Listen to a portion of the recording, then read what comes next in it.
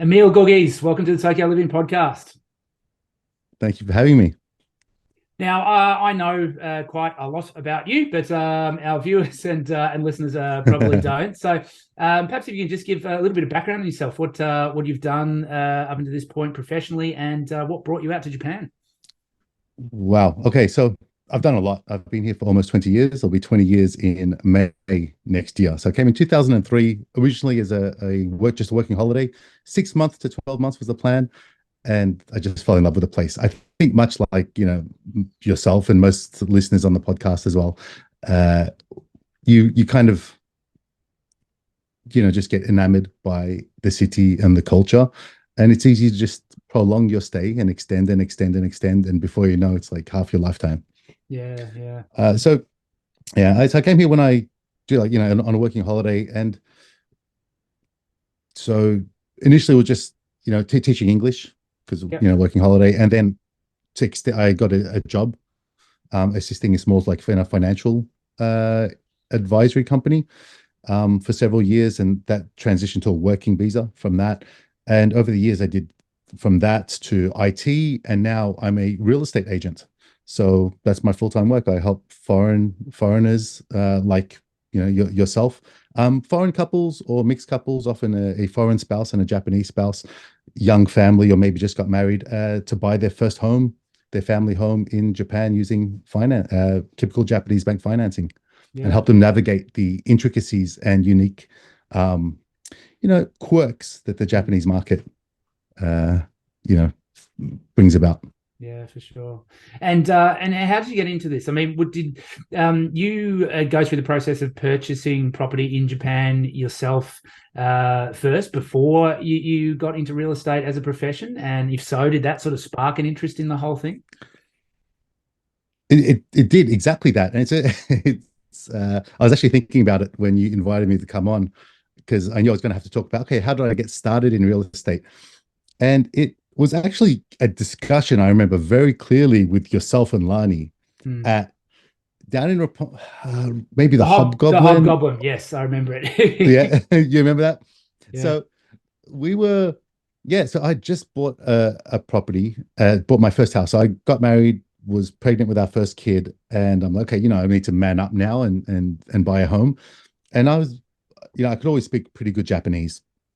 I studied pretty hard when I first came here, so I tried to do everything myself. I thought doing everything yourself is the right way, and I always want to know as much of the system as possible in order to maximize, my ability to operate within it.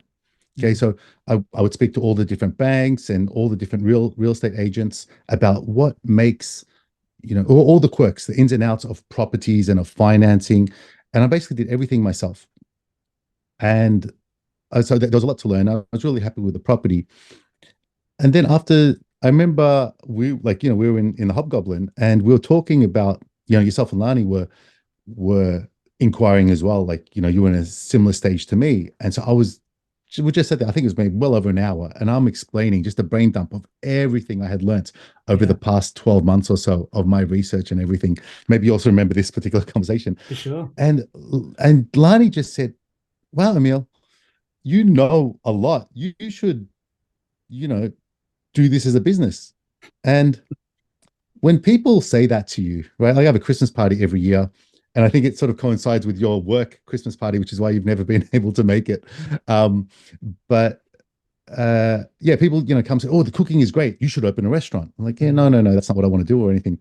But helping people being able to buy a home and giving that advice, I think, is so rewarding and so important for a family. Being an immigrant myself in Australia, having family security, family stability, a place to call your own to raise your family is such an important piece of comfort, as especially being, the stereotypical, father, husband and father, the provider, you meant to protect the protector. It's very important to have a foundation, and a home is a big foundation. So I felt lots of value in being able to provide that information. Mm, mm. So at that time, yeah, I was the one of the agents who I met when I was doing my search. I didn't actually end up buying from him, but he spoke English, and he was a really, really nice guy. I decided to reach out to him and say, look, you know what? I think I can hold a seminar for foreigners' guide to buying a house in Japan and explain, do a presentation for an hour or two about everything that I've learnt. And they can come to your office and meet you and, hopefully become your clients. Mm. Okay. And that's basically what happened. But it all really started from Lani's comments about, you know what, you should do this as a business. The information is quite useful. So Very cool. thank you. Very cool. Wow, I'm glad we could be a part of it. And to be honest, I think that the Hobgoblin should be giving me some sort of sponsorship. The episode we released today, the Knights in White Lycra, the cycling group, when they were talking about the origins of their business, they talked about sitting down at the Hobgoblin and deciding how they were going to get fit. So yes, if I have met the owner of the Hobgoblin, I can't actually remember his name, but if you're out there and you're listening, maybe throw a little bit of money our way. Anyway. So how did you then go about you turning that into a business? How did you go about getting licensed as a realtor, and how did you sort of make that next step? And did you just decide to switch careers straight away, or was there a sort of transition process where you were still sort of doing your previous job? Yeah, so it wasn't a quick transition. So it was initially I would just host the seminars, and we get anywhere from 5 to, I think the most we had was about 50 to 60 people or so come to one event, and it was a full house at the office at the agency. And back then it was in Omotesando, on Omotesando Dori. And basically the premise was, you'd come, I do the presentation, and if you were serious about buying a place, then you'd meet the English speaking real estate agent, the office which I was working at, which I was doing the introduction for. But and then I'd get sort of some kind of commission or referral fee. But what was happening was most of the people that were coming looked like a version of me. They were sort of long-term residents, usually a foreign partner and a Japanese spouse, maybe just about to get married, maybe just had their first child or pregnant. And so really that similar stage that I was about 1 year or 2 years before. Okay. However, most of the staff, as you've experienced when you go to lots of real estate agencies, they're younger people in their 20s or so, still living in like a one-room apartment, like what we used to do when we were in our 20s, right? Yeah. 60,000 a month, really disconnected from the needs of a family, a young growing family. Interesting. And they just weren't, they're like, there'd be lots of people come and lots of people would follow up, but there won't be any long-term sort of relationship. The clients wouldn't actually stay and end up purchasing a property. And I would say to the staff, look, what's going on? How come, there's no follow-up or there's no continuation? And like, oh, they just sort of, yeah, no, they weren't so interested. So I started to get more involved. I'd be more involved with, initially it was just I'd host a seminar, that was it. But then I'd be more involved I'll do follow-up emails. And then it became follow-up emails, but I'd also go and do the viewings. Okay. And I'll do some searches. So I'd help search for properties based on what they need. And then I'd take them for viewings, and I'd go with one of the agency staff. Okay. Because I was not yet working for them, but I'd sort of tag along to sort of keep them engaged. And the more I was doing that, the more I realized like I relate quite well with those people because they are, another foreigner living in Japan, with a young family. So I started to do more and more, and it would be on the weekends. And then, because I could work from home as well, a lot with my company, I was working for an IT company at the time. The more, I could just sort of fit in more of those engagements with clients, with the real estate clients. And that sort of grew and grew. And then one of the main Japanese staff who I was working with, he left the company, and he was also the guy who was doing all the bank financing and what have you. So then I started to take over all the bank financing roles, and then I ended up doing clients 100% myself. And there was none of the Japanese staff. And yes, it was a slow transition over several years, to be honest. Yeah. Where I was able to, slowly get more and more involved in the process, and then more and more in the process. And finally, it got to a stage where, I could handle it 100%. I don't need to stay at my full-time job. I enjoy the real estate a lot more. It's a lot more rewarding helping a family who, especially in Japan, they generally think initially that they can't do it. It's too difficult. It's too obscure. Financing is not possible. So many obstacles, right? That it's not just helping someone buy a house. It's actually getting them from they think that they are not eligible, they can't buy a house, to showing them how they can buy a house with great terms and great conditions, using Japanese financing, 100% financing, even 105%, include all closing costs, interest rates are 0.5%, right? And so it's cheaper than renting. Yeah. Like even the costs involved to buy a property are like 100,000 yen out of pocket versus almost 1 million yen if you want to rent. Yeah, for sure. And all the hurdles of, oh, sorry, no foreigners, no gaijin. Oh my God, I that is the most painful response to get on a phone call. Whereas with rental, you get that all the time. Yeah. With purchases, that's just not a thing. And so then what are some of the challenges for foreigners wanting to buy property here? The big one is, well, firstly, the language issue, and then just understanding of the market concepts and how the market functions, and how the transaction functions. So, it's lots of foreigners hear different information. Okay, probably the first tricky one is financing. Okay, often we hear about different financing options. Oh, hold on, Japan has 0.5% interest rate, 0.4%, 0.5%, and we think that's not even real. That makes no sense because we're used to 3, 4, 5% in the West. And then 100% loans. Well, that sounds scary as well, right? Because we compare that to the West. And then, well, I don't have permanent residency, or I just changed jobs. Well, or as foreigner can't get financing. Or maybe they hear one of my friends, they work in the same company as me, they applied, they got rejected. Or they had to put 20% deposit because they're a foreigner. You must have permanent residency. You hear so many different stories from different people. You start to make your own picture, but none of it is the whole, complete, correct picture. So you start to make decisions based on only partial information, which is wrong. Okay, so the big one is getting all the information correctly, and then really understanding what is available. Okay, is one of the big challenges.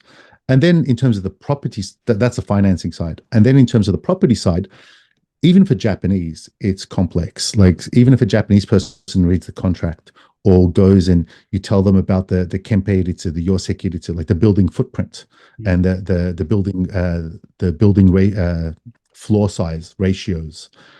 Those are concepts that unless you have been in the real estate business, you're not very familiar with them off the bat.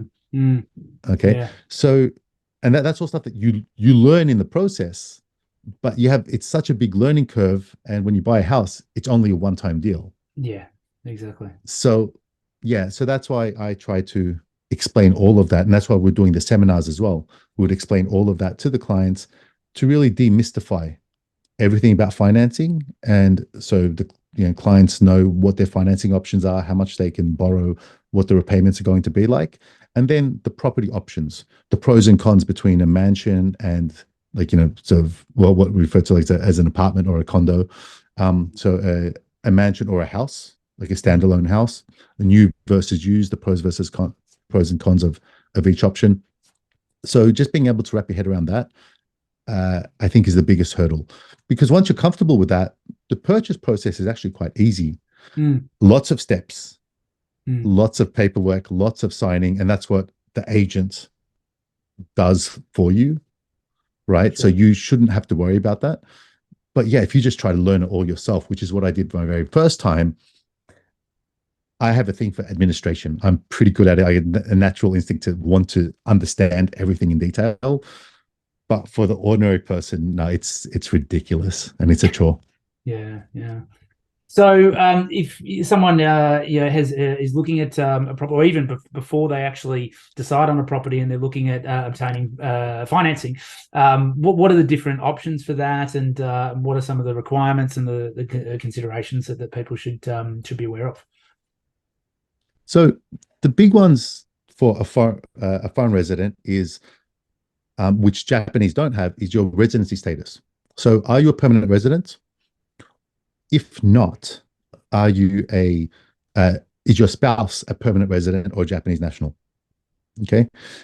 And then depending on that. So generally, if your spouse is Japanese national or permanent residency, then great, you can still get 100% financing. If neither for both of them, then you can still generally get 80% financing. But they are or if you've been here long term. So we've just had a client we actually signed this morning. We did the final settlement. They are both foreigners and they've been in the country for just over 5 years.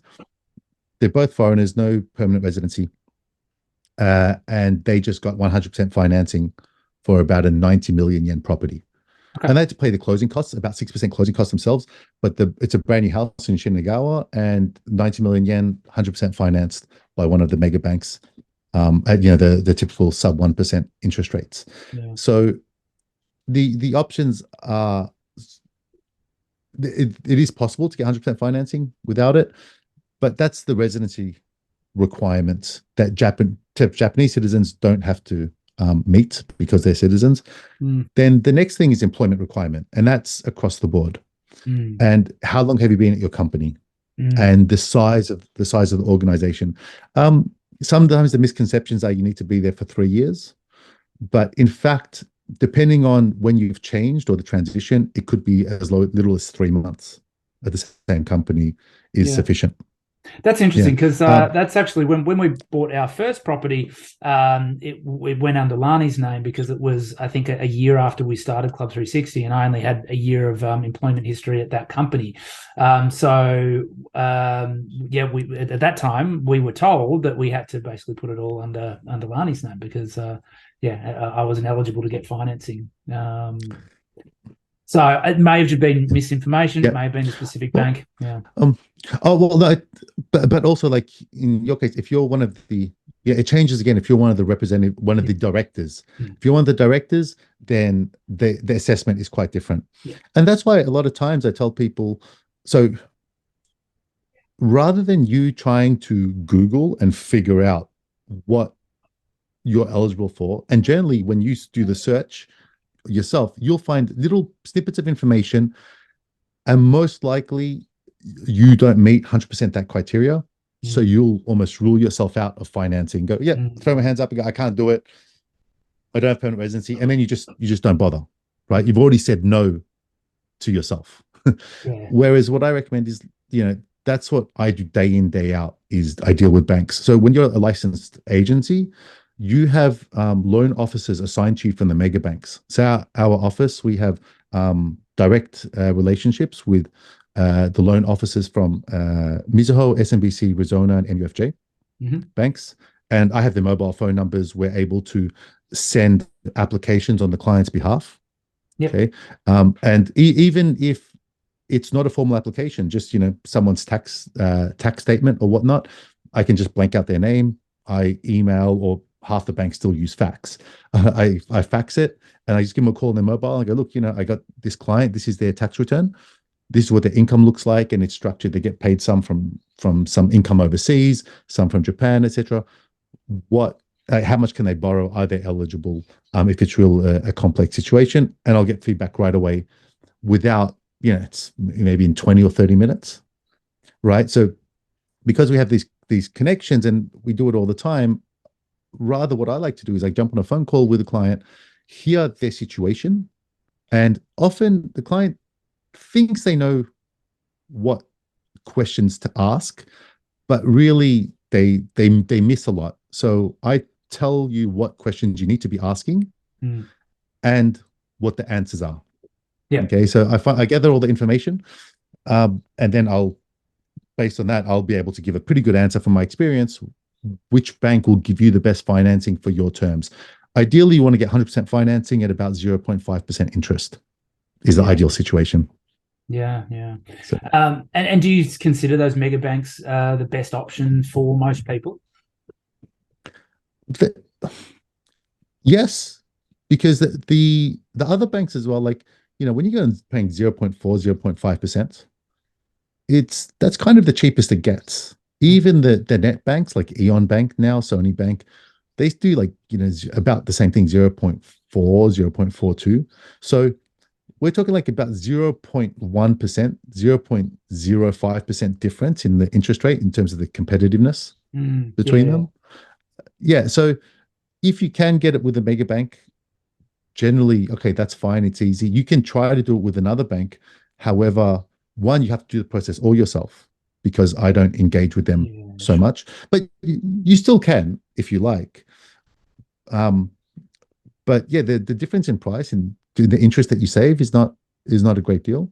Yeah. Um, what one strategy, and also one of the other issues that we have is if you try to do it yourself, there's a good chance that you may drop the ball, or there's just delay in you doing it. And Jen, and I think you experienced this as well when you're looking, if it takes time to get the result of pre-approval, you may miss out on the property because you've been Absolutely. searching for months and months. When you finally decide on the right property, if you're not ready to jump on it, it may get taken away. Yeah. Like someone else may make an offer. Yeah, that's what happened to us actually with our first property. We missed out. Well, so initially we missed out because someone else got in while we were waiting for approval, and then that person actually backed out at the last minute. So we were able to get the property. But yeah, I understand completely. One thing, I mean, what about if someone obviously they go through the process with you, you liaise with the bank, say it is going through one of those mega banks, but what about the argument that maybe some of the more sort of foreigner-friendly banks, like I know there's Prestia and Shinsei maybe not, but I'm aware with Prestia, where there's a lot more sort of English support available, and the if you were to do all your banking with that bank, maybe the internet banking options are a little bit easier to deal with and things like that. What would you say if someone approached you with that sort of argument? Not argument, but just yeah. Oh, that I did. I get that a lot, especially, like my first loan was with Shinsei Bank. Mm, Uh, I definitely understand, and fine, yeah, if you want to go with Shinsei or Prestia, that's fine. But again, if you want to get into like, fine details of that, some of those banks, they give a pre-approval. They don't do pre-approvals. It takes 2 weeks for the formal approval. yeah, Now, that's let's say true. you see a property on Saturday, and then you want to make an offer that week. If you want to go with Prestia or Shinsei, you're not going to get the approval for another 2 weeks, Yeah, okay. and you cannot make an offer until you have the approval in hand. Mm. So the mega banks can give you a 48-hour pre-approval 48 hours. turnaround. That was going to be my next So by question. so by Tuesday, Wednesday, we've got the pre-approval and we can lock in the contract. Mm, yeah, Then you can, and what I tell clients, look, let's lock in the contract, and then you have, say, 1 month, 2 months, depends on when settlement is, to actually go and take your time, go to Prestia, go to Shinsei, go to the other banks, and try to get a better deal. mm, Because once you've locked in the contract, the seller doesn't really care which bank you want to finance with, of course. Yeah. as long as you have approval. You've got the fallback of the mega bank pre-approval, Mm, which is fine. But yeah, you do have the option to find another bank. And with the pre-approval, there's no actual obligation. yeah, okay. So the real benefit of it is the 48-hour turnaround time Yeah, yeah, for pre-approval. Yeah. yeah. So yeah, but yeah, like Prestia right now, Shinsei actually right now have pretty good deals on their long-term 35-year fixed interest, about 1.47%. And Prestia is actually very competitive. They're 0.45 and 0.65% for their interest rates. They're actually one of the more competitive ones. Mm. So Yeah, if you can interesting. get it, I recommend it. Their Yeah, turnaround time is you will lose the property if you wait for 2 weeks. If it's such a good property, you've been looking for a few months and it's fine for you. Foreigners tend to be quite strict on their requirements. They want right. their perfect or dream home. Yes. So when you finally find the place that you want, chances are a Japanese family would really jump on it right away. And sorry, but Taro Yamada, who's Yeah, been working at Sony for 15 years, is going to be able to get that 48-hour turnaround time on a pre-approval while you're there mucking around taking 2 weeks. sure. Yeah, it's always Taro. That's it, that guy. The Yamadas. And so then, if we sort of move on to the property itself, so obviously in real estate, locations, everything. What sort of factors do you take into consideration when a family sort of approaches you and wants to discuss location in terms of property purchase? Yeah, so that one, a big part of it, through my own personal experience, is, well, where do you live now? What do you like? Where's your current stomping ground? Most people that are looking to buy have been living here for some time already, and they have an area that they're familiar with, and that's what makes sense. Their kids might be in a local school there, or maybe, if you go to international school, it's along one of the bus routes. So they'll already have a place that they're familiar with. And if that doesn't make sense, for example, in terms of finance, or they're ready to spread out a little bit, generally, I say, like, further down the same train line. Train lines often have similar atmospheres. Dengen-Toshi line, Inokashira line, Kyoto line, Toyoko line. Each stop along the same train line is a similar vibe. So if you want to keep the similar vibe, and then also you're familiar with that train is convenient to get into work, okay, commute access, then that's the first sort of step to move out. But the other option, and generally what happens is people are living in an apartment, but when they're renting, it'll generally be in a mansion or apartment. But foreigners, when they buy, kind of like a standalone home. So often you'll need to be maybe a bit further out than where you currently are. So the first guidance, okay, which train lines do you like right now, or what's convenient to get into work? And then we'll take it from there. The other one is, if one of the spouses is Japanese, okay, often it's a Japanese wife. And because I work with families, often kids are involved, or maybe they're considering kids. Where do the parents live? Which train line do the parents live on? Because, I've got 3 little kids myself, and grandma and grandpa come every other day to spend time with our kids and babysit and what have you. So you want close access to them. So if the person says, oh, they live in Aichi, well, okay, so you don't have to worry about that being a regular visit. But if they're on the Keio line, or the Toyoko line, that also has extra relevance and convenience to you that makes sense to purchase on one of those lines. So they're generally the first steps that we look at. It's where you currently live, and then what's good access to work, and what's good access to the grandparents. Yeah. Have you noticed any sort of trend in the last couple of years with people, because of the pandemic, starting to do more work remotely, and then that, at the moment, seeming like something that's going to continue, sort of hybrid work environment indefinitely? Are there people that are now looking to move further out from central Tokyo in order to have a little bit more space, to have a bit more of a home office where they can sort of go ahead with that hybrid working environment and do a lot more of their work from home? Yeah, that's actually a very good observation. We're noticing that in particular, we're at 22 to 2020, sort of the first 12 months of the pandemic in particular. And now it's more become the norm. But what was happening was, there were 2 kinds of clients, right? The ones that were that enjoyed living in Tokyo, and the ones that were like, we're only really here for work, but I want to be in the countryside. So the ones who were, who wanted to be in the countryside, this was their chance, and they're buying places in Nagano or Fujisawa, right, close to the beach, and just like, okay, I can be away, I can be 100% remote, and this is going to be the new normal, is I can be remote. So that's one clientele, and I kind of just stick with Tokyo. I can't do a good job of showing you a place in Nagano, because I can't go there every weekend to show you different listings over and over again until you find the right place. A local agent will be better there. But in Tokyo, what we were finding was, a lot of people were, especially business professionals, they could work more frequently at home, but they still needed to come to the office maybe once a week, once every 2 weeks, maybe twice a week. And even back then, when it was still 100%, work from home, like the first 12 months of COVID, they could still see that was going to be the new normal, that it will be more remote than actual in-office work. But so they still needed access and proximity to Tokyo, but they needed a home office. They needed an extra room. So what was happening was, rather than being like the size of the apartment or the size of the house and the extra room was having more value than proximity. Okay, so you could be instead of being 3 stops away from Shibuya, you could be like instead of being 10-15 minutes away from Shibuya, you could be 35-40 minutes away. Okay, further down the train line, almost even over to Kawasaki if you think of west part of Tokyo.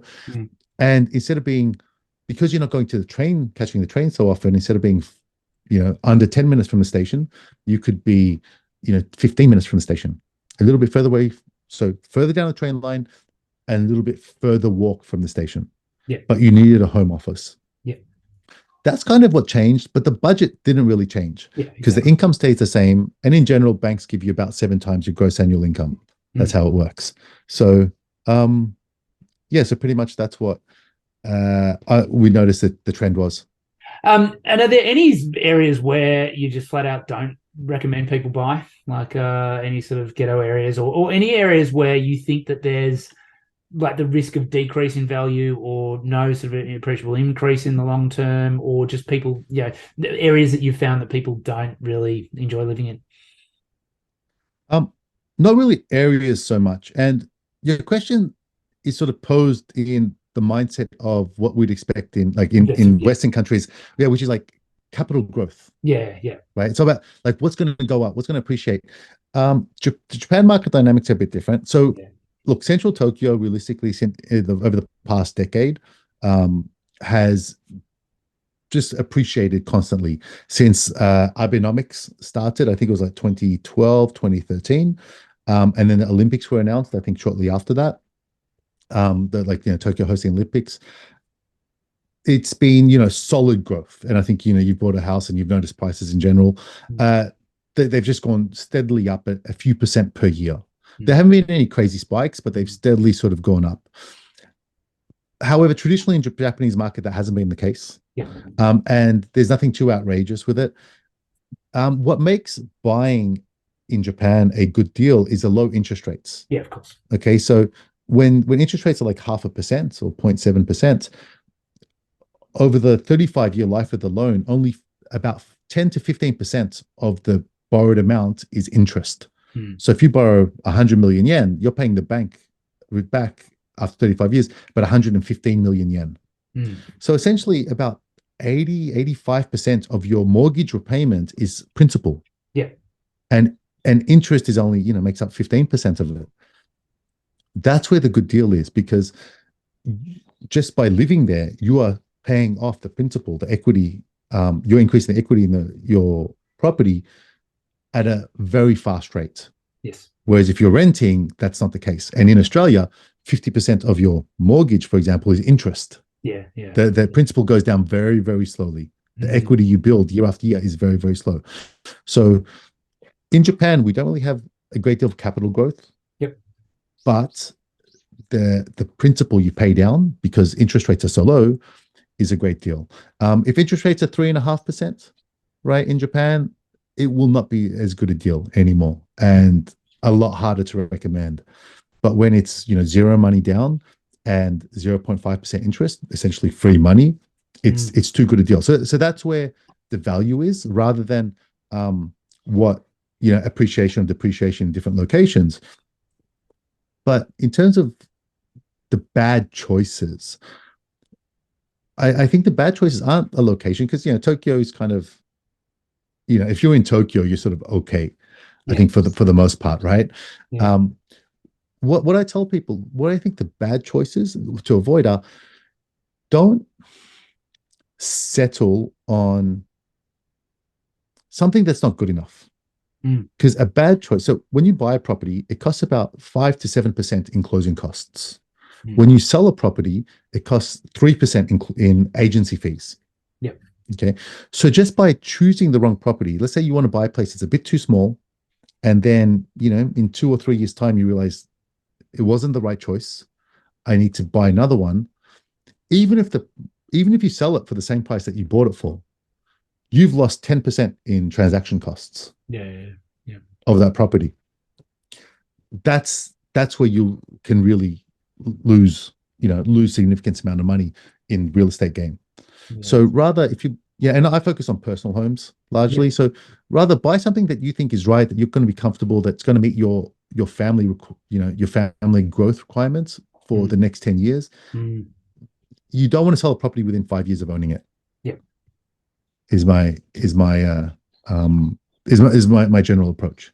Think more long term, and that way the equity you pay off will be a good value proposition. And then also, sometimes what happens is people think, oh, let me buy the cheapest property in the area. I like this area, and because it's a great area, it's so cheap. But it's, for example, Yogi Uehara is a good example, right? Oh, it's a great area. I don't want to buy something, but let me get the cheapest, weirdest property. It's cheap for the area. Everything there's 100 million yen. This is 70 million. But when I leave, I can rent it out for a lot and I can sell it for a lot. Well, no, it's 70 million yen for a reason. It's a triangle shape. It's weird. You can't really park a car there. When you rent it out, it's going to have the same kind of weirdness to it, and rental will be discounted. When you try to sell it, it'll be discounted at the same rate. What you should do is find, if it fits your long-term plan, a place where you want to raise your family, right? Find a place that you like, that meets your requirements, and think, I'm going to be really comfortable here. Because that will, when you want to rent it out, chances are whoever rents it is going to be a similar family structure to yourself. Yeah. And if you want to sell it, whoever buys it will be a similar family structure to yourself, right? Maybe a decade younger, right? Because they're also going to have a growing family or whatnot. And so that's where it will retain its value. And in the decade or 15 years, 20 years that you live there, you also want to be comfortable. Okay, so focus on where you're going to be comfortable for a long time. And I think it will retain its value, whether you want to rent it out when you leave Japan in the future, or if you want to resell it. Emil, it's fantastic information there. If people want to try to use your services or just find out a little bit more about you, do you have any more? Are you still doing those events that you sort of described earlier, so workshops? Do you do any of your sort of work stuff on social media or anything like that? So we've actually just rebranded. So realestate.jp is a new brand. So if you go to realestate.jp, how did you manage to get that domain? I got that over a decade ago, I think. Right. When I was starting to get interested in it, and I came across it, and unfortunately, so I grabbed it. But it's been dormant the whole time, and I was using Tokyo Realty. Was the main one, but realestate.jp is now the one of the past few months. That's what we've been, setting up. We're doing the first Japan Real Estate Summit on February 4th in Shibaura, Minato-ku. Yep. We've hired a building where tickets limited to about 80 tickets, and they're going on sale probably by the time they put this podcast on. If you go to realestate.jp, you will see even now the information is there. You'll be able to buy tickets. And it's, I think, for about 4,000 to 5,000 yen. It's a full day session. I'll be talking about personal home buying and financing. We have Tracy Northcote talking about short-term stays. Yep. Blanca Kobayashi talking about renovations. Ziv Nakajima again talking about investment properties. And Matthew Ketchum talking about Akiya, abandoned properties. So it's a full day event. There'll be lunch. Networking is also available. And so that's a big event. And so because of COVID, we weren't really doing the seminars. Next year, we'll be doing that big conference, but also I'll be having more of those regular seminars as well. But if anyone wants to just generally has an inquiry, the best thing to do is just jump on a 1 hour, generally it's a 1 hour phone call with me. So just reach out, sales@realestate.jp is my email address. So just send an email, sales@realestate.jp. And it will come to me, and we can just jump on a phone call. Generally, it takes about an hour or so to really understand your situation, your employment, your financing, and what have you, and then talk about what properties you're looking for, your property requirements, and to really kick it off. And yes, you can buy a property. I think you are eligible, or no, you're not, and what the process is moving forward. Don't try to Google and figure out on your own. You're going to do yourself a disservice. Send me an email. I'll be happily just to jump on a call with you and take it from there. Perfect. So unfortunately, they don't get to meet you at the Hobgoblin. It's only a video call to start off with. Yes, but after we meet each other a few times and you finally buy a place, then drinks are on me. Cause a celebration for sure. Well, Emil, that's fantastic, really useful, practical information in there. So I urge anyone who's interested in buying a property, who's even just starting to think in that direction, get in touch with Emil, and he'll be able to help you out. So thanks very much for coming on the show today. This is at the time of recording a couple of weeks before Christmas, and I know you're heading back to Australia for vacation tomorrow, and I'm also heading off in a couple of days. So I hope you and your family have a fantastic time, and we're looking forward to catching up again in person soon. Yeah, you too. Have a great one, Sam. Merry Christmas, Happy New Year, and see you on the other side. Thank you so much for having me. Cheers, mate. Bye. Cheers, mate. Bye-bye.